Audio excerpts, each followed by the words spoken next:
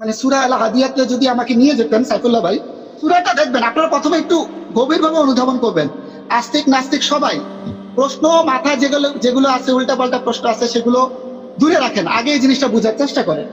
এখানে বলা আছে আউযু বিল্লাহি মিনাশ শাইতানির রাজিম বিসমিল্লাহির রহমানির রহিম ওয়াল আদিয়াতি দাবহান ওয়াল আদিয়াতি সুবহান। আচ্ছা, দাবহান আপনি একটু বড় করলে আমি বুঝতে পারবো, আমি লেখাগুলো ক্লিয়ারলি বুঝতে পারছি না। শপথ ঊর্ধ্বশ্বাসে ধাবমান ঘোড়াগুলো। ফাল মুরিয়াতি কাদহান, যারা খুর আঘাতে আগুন ঝরায়, মানে ঘোড়াগুলো যখন দৌড়ায় তখন তাদের খুর আঘাতে আগুনগুলো ঝরতে থাকে, ঠিক আছে। এরপর দেখেন ফাল মুগীরাতি সুবহা, যারা অভিযান করে সকালে। এরপর আরেকটা হচ্ছে ফাআসারনা বিহি নাকআন, এবং যারা ওই সময় ধুলি উৎক্ষিপ্ত করে।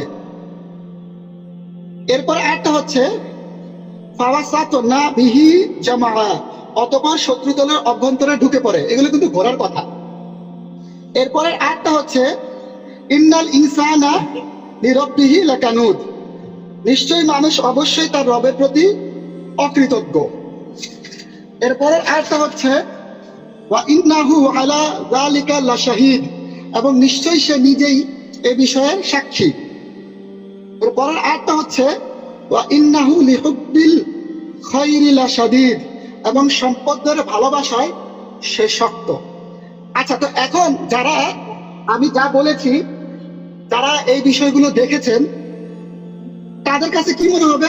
তারা মনে হবে ও আচ্ছা, প্রথমে ঘোড়ার কথা বলা হয়েছে, এরপর মানুষের কথা বলা হয়েছে। আমাকে একবার একজন ভাই আসলো, আয়সা বললো যে একটা আয়াত দেখায়, বললো যে ভাই এটার মধ্যে মিরাকেলের কি, মানে মুজেজার কি? অনেক এরকম বলতে, আচ্ছা আচ্ছা এখানে মুজেজার কি, এখানে মিরাকেলের বিষয়টা কি?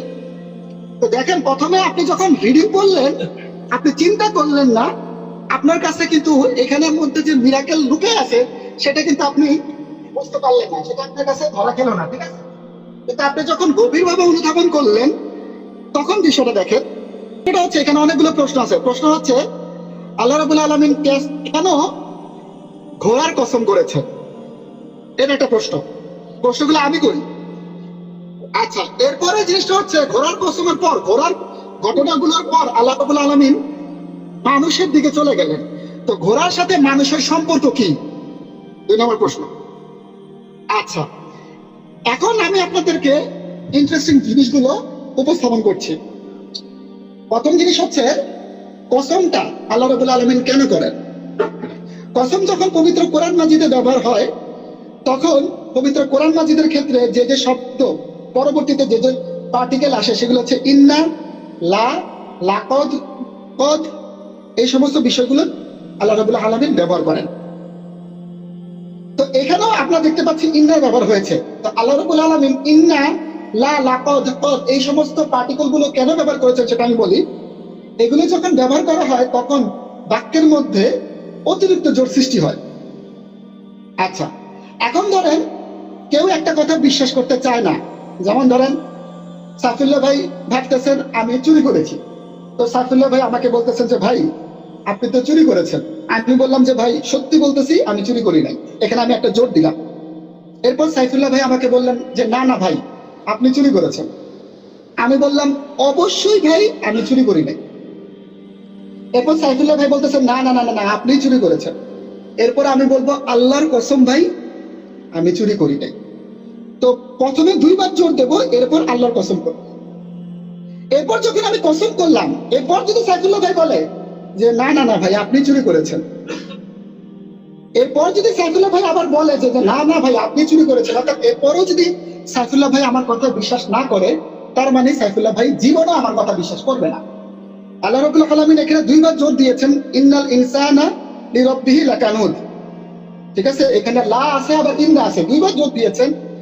এই জোর দেওয়ার পরেও আল্লাহ রাব্বুল আলামিন ওয়াও দিয়ে কসম করেছেন। এরপরেও যদি কেউ বিশ্বাস না করে যে মানুষ তার রবের প্রতি অকৃতজ্ঞ নয়, তাহলে সে জীবনও বিশ্বাস করবে না। অবশ্যই মানুষ তার রবের প্রতি অকৃতজ্ঞ, এটা সবাইকে বিশ্বাস করতে হবে। তো তার মানে কসম কেন ব্যবহার করা হয় এই জিনিসটা বুঝে আপনারা বুঝলেন। কিন্তু এবার আমি আরেকটা ইন্টারেস্টিং জিনিস বলি। এবার আমি বলি ঘোড়ার সাথে কেন মানুষের তুলনা করা হইলো। আমি আস্তে আস্তে আর ইন্টারেস্টিং জিনিসটা আমি একটু পরে বলবো, এই 3 নম্বর পার্টে একটা ইন্টারেস্টিং জিনিস বলবো, ছন্দের একটা ইন্টারেস্টিং বিষয় আছে। আচ্ছা, আর কসমের আরেকটা কথা বলি, কসম করা হয় এটা হলো উইটনেস, সাক্ষীর জন্য। কসম মানে হচ্ছে সাক্ষী। যেমন ধরেন আমরা যখন বলি না আল্লাহর কসম ভাই আমি কাজটা করি না, মানে কি আল্লাহ সাক্ষী আমি কাজটা করিনি। কসমের দুইটা অর্থ, একটা হচ্ছে সাক্ষী আর একটা হচ্ছে আজমত ভাবা। সাক্ষী জিনিসটা কি, যেমন ধরেন আপনি আমাকে বললেন যে ভাই আপনি চুরি করছেন, আমি বললাম যে না ভাই আমি চুরি করে নাই, আমার আম্মুকে জিজ্ঞেস করেন আমি ওই সময় ঘুমিয়েছিলাম, আম্মু সাক্ষী, আমি সাক্ষী আনলাম, এই যে সাক্ষী দেখেন আমি চুরি করে নাই। তো সাক্ষীটা কেন নিয়ে আসা হয়? সাক্ষী মানে কি, সাক্ষী দিয়ে বোঝানো হয়, সাক্ষী হচ্ছে একটা এভিডেন্স, একটা প্রমাণ, ঠিক আছে? এই প্রমাণের মাধ্যমে আসলে নিজের পজিশনটা তুলে ধরা হয় যে ভাই দেখেন আমি চুরি করি নাই, এর কারণ হচ্ছে এর সাক্ষী হচ্ছে ওই লোকটা, এর এভিডেন্স হচ্ছে ওই লোকটা। আমি তাকে হত্যা করি নাই, এর এভিডেন্স হচ্ছে তার ডিএনএ আর আমার ডিএনএ সেম না, হত্যার যে ছুরির মধ্যে যে ডিএনএটা সেই ডিএনএটা আর আমার ডিএনএ এক না, এটা হচ্ছে এভিডেন্স, ঠিক আছে? তো কসমের মানে কি, কসম মানে হচ্ছে এভিডেন্স, একটা হচ্ছে এভিডেন্স আর একটা হচ্ছে সাক্ষী। ইন্টারেস্টিং জিনিস কিন্তু, হ্যাঁ আল্লাহ রাব্বুল আলামিন এভিডেন্স দিচ্ছেন যে তোমরা যে তোমার রবের প্রতি অকৃতজ্ঞ, এটা এভিডেন্স কি, ঘোড়ার দিকে তাকাও, ঘোড়ার দিকে তাকাও। তুমি মনে করো কুকুর সবচেয়ে বেফাদার প্রাণী, না না না, কুকুর সবচেয়ে বেফাদার প্রাণী না, সবচেয়ে বেফাদার প্রাণী হচ্ছে ঘোড়া। ঘোড়া নিজের জীবনকে বাজিমাত করে যুদ্ধ করে, ওটাই তো এখানে বলছে।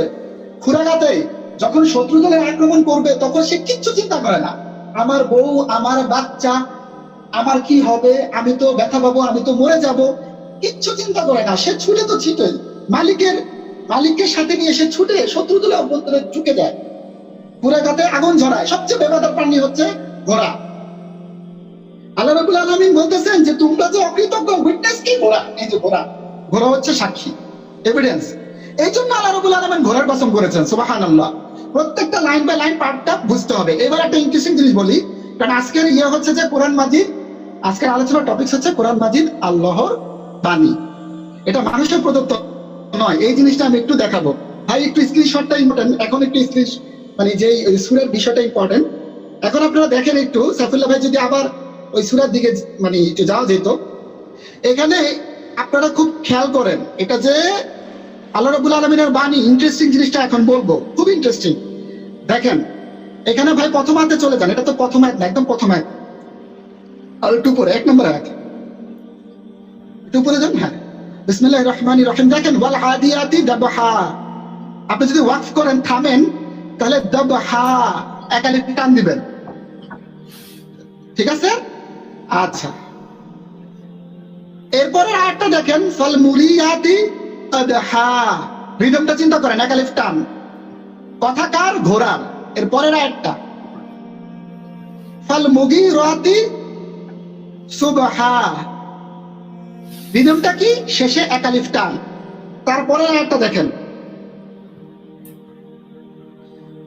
ফাআসারনা বিহি নাকাআ, রিদমটা কি, শেষে একালিফ টান।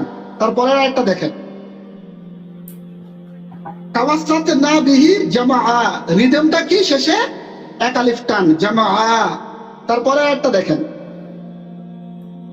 আচ্ছা ইন্নাল ইনসানা লিরাব্বিহি লাকানুদ। আচ্ছা এখন দেখেন, একটু আগে কিন্তু ঘোড়ার কথা ছিল, টপিকস চেঞ্জ, একটু আগে টপিকসটা ছিল আলাদা, আর এখন টপিকস হচ্ছে মানুষের। একটু আগে টপিক ছিল ঘোড়ার, এখন টপিকস হচ্ছে মানুষের। এখন রিদমটা দেখেন, নিশ্চয়ই মানুষ তার পালনকর্তার প্রতি অকৃতজ্ঞ। ইন্নাল ইনসানা লিরাব্বিহি লাকানুদ, দেখেন এখন কিন্তু শেষে রিদম নাই, এখন কিন্তু শেষের আগে কানুদ। 6 নম্বর আয়াতটা দেখেন, কানুদ আগে কিন্তু, এখানে কিন্তু দালের আগে একটা মানে ইয়া আছে, মাদ আছে, আর একটু আগে কিন্তু শেষে মাদ ছিল। এখন দেখেন ইন্নাল ইনসানা লিরাব্বিহি লাকানুদ, তাদের আগে মাদ। এরপর দেখেন ওয়া ইন্নাহু আলা যালিকা লাশাহিদ, দালের আগে মাদ। দেখেন পুরো টপিকস চেঞ্জ, রিদম চেঞ্জ, সুবহানাল্লাহ, টপিকস চেঞ্জ, রিদম চেঞ্জ। এটাই তো মজাদার, এটা মানুষের পক্ষে সম্ভব?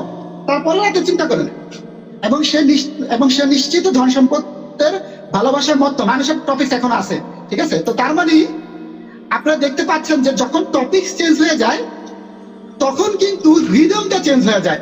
এটা পবিত্র কোরআন মাজিদের আরো অন্যান্য সূরার মধ্যেও আছে যে টপিক চেঞ্জ হয়েছে, রিদম চেঞ্জ। সুবহানাল্লাহ। এটাই হচ্ছে পবিত্র কোরআন মাজিদের সৌন্দর্য, যে এটা মানুষের পক্ষে সম্ভব নয় যে মানুষ এরকম। আর পবিত্র কোরআন মাজিদ তো স্টেপ বাই স্টেপ নাজিল হয়েছে, ধাপে ধাপে নাজিল হয়েছে, তাই না? তো এখন এটা কি মানে ধাপে ধাপে যদি নাজিল হয়, তাহলে আগের আয়াতের কি রিদম ছিল, পরের এখন যে নাজিল আয়াতটা নাজিল হয়েছে তার কি রিদম, এগুলো কিন্তু একটা মানুষের পক্ষে এগুলো কিন্তু মেনটেন করা সম্ভব নয়। পবিত্র কোরআন মাজিদে আল্লাহ রাব্বুল আলামিনের বাণী, সেই জিনিসটা সুবহানাল্লাহ আমরা ক্লিয়ারলি বুঝতে পারলাম। সুবহানাল্লাহ। এরপর আমি আরো ছোট ছোট কিছু দৃষ্টান্ত দেই। একটা দৃষ্টান্ত হচ্ছে, যেমন দেখেন পবিত্র কোরআন মাজিদে আনজালনা বা আনজালা আর হচ্ছে নাজ্জালা, এই দুইটা শব্দই ব্যবহার করা হয়েছে পবিত্র কোরআন মাজিদে। আনজালা শব্দটা ব্যবহার করা হয়েছে আনজালা শব্দটা ব্যবহার করা হয়েছে একবার নাজিলের ক্ষেত্রে।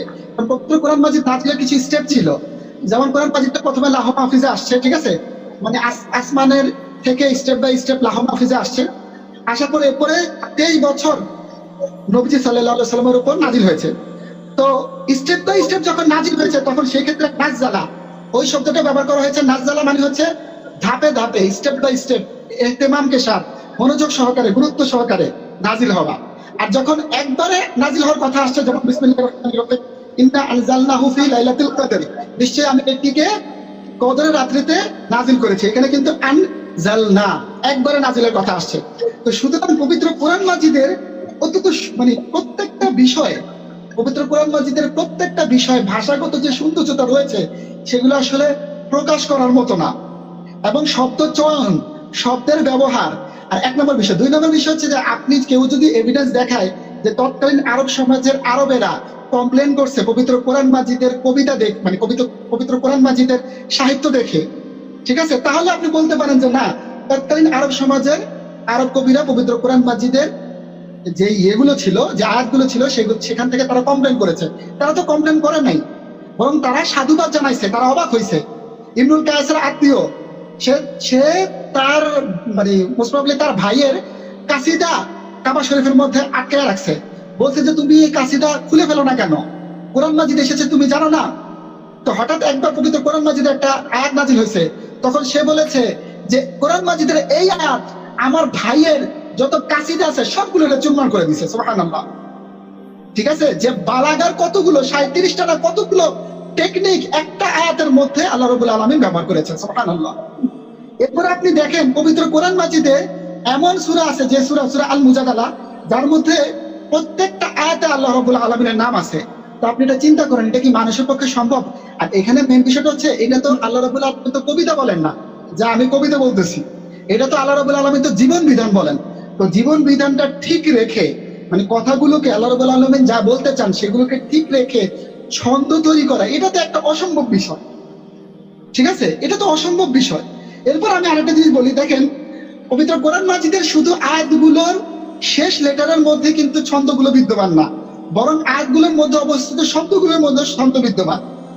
এবং এই যে যেমন ধরেন বিসমিল্লাহির রহমানির রহিম, এর মধ্যে বা হচ্ছে পার্টিকেল, এটা আপনি হুরুফুল জার প্রিপোজিশন বলতে পারেন, আর 4টা হচ্ছে নাউন। ইন্টারেস্টিং জিনিস হচ্ছে এই 4টা নাউনের শুরুটা হামজাতুল ওয়াসাল দিয়ে শুরু। হ্যাঁ, 4টা নাউনের শুরু, ইসম শব্দটার শুরুতে যে এখানে একটা হামজা ছিল, সেই হামজাটা লেখা হয় নাই, হামজাতুল ওয়াসাল। এই 4টা শব্দের শুরুতে হামজাতুল ওয়াসাল, 4টা নাউনের শুরুই হামজাতুল ওয়াসাল দিয়া। হামজার কিন্তু ক্লাসিফিকেশন আছে। তো এই যে এত সুন্দর করে আল্লাহ রাব্বুল আলামিন পবিত্র কোরআন মাজিদ মানে করেছেন, মানে বর্ণনা করেছেন, নাজিল করেছেন, এটা কিন্তু কোনো মানুষের পক্ষে এটা অসম্ভব। ঠিক আছে, এটা তৎকালীন আরব সমাজে ওরাও অবাক হয়ে গেছে যে না, এটা আসলে ওরাও মেনেছে যে পবিত্র কোরআন মাজিদের মধ্যে অবস্থিত যে আয়াতগুলো আছে, যে সূরাগুলো আছে, সেগুলো মানুষের রচিত কোনো জিনিস না। আমি আরেকটা জিনিস বলি, সেটা হচ্ছে আমি ছোট্ট করে বর্ণনা দিয়ে এরপর আমি আমার বক্তব্য শেষ করছি। ছোট্ট করে বর্ণনাটা হচ্ছে কি, এটা ইম্পর্টেন্ট, এটা মানুষের জানা দরকার। আমি একটু আগে দেখাইছি যে পবিত্র কোরআন মাজিদের যে ইন্ডেক্সটা, সূচিপত্রটা, প্রত্যেকটা বইয়ের যে সূচিপত্র আর পবিত্র কোরআন মাজিদের সূচিপত্র আলাদা, আমি দেখাইছি। প্রত্যেকটা কবিতার যে ছন্দ আর কোরআন মাজিদের ছন্দটা আলাদা, ঠিক আছে। আচ্ছা, এবার আমি আরেকটা জিনিস আপনাকে দেখাই। বিষয়টা হচ্ছে যে প্রত্যেকটা কবিতার হোক, প্রত্যেকটা উপন্যাসের হোক, প্রত্যেকটা লাইনকে, এগুলো লাইন বলা হয়, লাইন বা আপনার ভার্স, ঠিক আছে, লাইন বলা হয়। কিন্তু পবিত্র কোরআন মাজিদের আপনার অংশগুলোকে, মানে পবিত্র কোরআন মাজিদের সূরাগুলোকে যদি আমরা বিশ্লেষণ করি, তাহলে যে অংশগুলো পাবো সেগুলোকে বলা হয় আয়াত। আয়াত মানে কিন্তু লাইন না, এটা মনে রাখতে হবে। আয়াত মানে হচ্ছে নিদর্শন, মুজেজা। আয়াত মানে কেন লাইন না, এটা একটু ব্যাখ্যা করি। কারণ অনেক সময় 2-3টে লেটার দিয়েও একটা আয়াত হয়। অনেক সময় একটা, যেমন ইয়াসিন, আলিফ লাম মিম, অনেক সময় একটা শব্দ দিয়ে একটা আয়াত হয়, যেমন আর রহমান। অনেক সময় একটা সেন্টেন্স দিয়ে একটা আয়াত হয়, অনেক সময় অনেকগুলো সেন্টেন্স মিলে একটা আয়াত হয়। তো আয়াত আর কবিতার লাইন, উপন্যাসের লাইন এক না, ঠিক আছে? তো তার মানে আপনারা বুঝতে পারছেন কোনো কিছুর সাথেই পবিত্র কোরআন মাজিদ ম্যাচ করে না। 2 নম্বর পয়েন্ট হচ্ছে পবিত্র কোরআন মাজিদের চ্যাপ্টার গুলোকে চ্যাপ্টার না বলে, অধ্যায় না বলে সূরা বলা হয়। কেন সূরা বলা হয়? সূরা শব্দের অর্থ হচ্ছে ব্রেসলেট বা ফেন্স বা বেড়া। বেড়া, এই জিনিসটা কেন আমি দেখেন, পবিত্র কোরআন মাজিদ হচ্ছে পৃথিবীর বুকে সর্বাধিক পঠিত একটা বই। ফিজিক্স, কেমিস্ট্রি, বায়োলজি যতগুলো বই আছে সেই বইগুলো বারবার পঠিত না। ফিজিক্স 9-10 এর ফিজিক্স গুলো আপনি জীবনে একবারই পড়ছেন, অনার্সেস ফিজিক্স গুলো আপনি জীবনে একবারই পড়ছেন, বারবার পড়েন নাই। কিন্তু পবিত্র কোরআন মাজিদের বইটা আপনি বারবার পড়তেছেন এবং পড়লেও আপনি গবেষণা করে তা শেষ করতে পারতেছেন না। আর যেহেতু পবিত্র কোরআন মাজিদের শেষ নাই, আপনি আবার বারবার পড়তেছেন, আবার বারবার পড়তেছেন। এখানে তার মধ্যে একটা বেড়ার জিনিসটা কি, বেড়া বা ব্রেসলেটের কনস্ট্রাকশনটা কি, তার এন্ডিং পয়েন্ট আর স্টার্টিং পয়েন্টটা কানেক্টেড থাকে, একসাথে লাগানো থাকে, ঠিক আছে? আপনি মনে হবে যে আবার ঘুরতেছেন, খালি ঘুরতেছেন, সার্কেলের মতো থাকে, খালি ঘুরতেছেন।